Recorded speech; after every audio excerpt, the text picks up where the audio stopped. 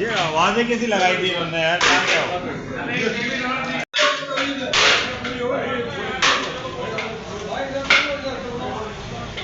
कौन कौन बदतमीज है?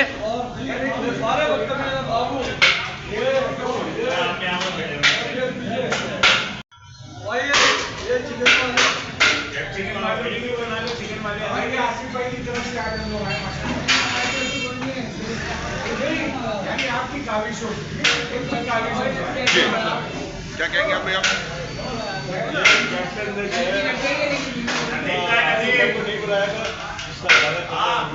और उसकी खुशी में आज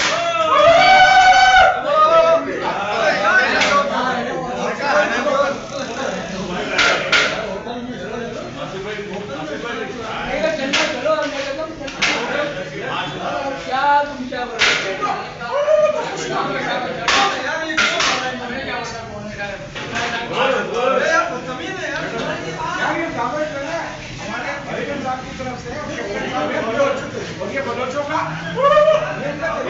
खुशी का इजहार होता है।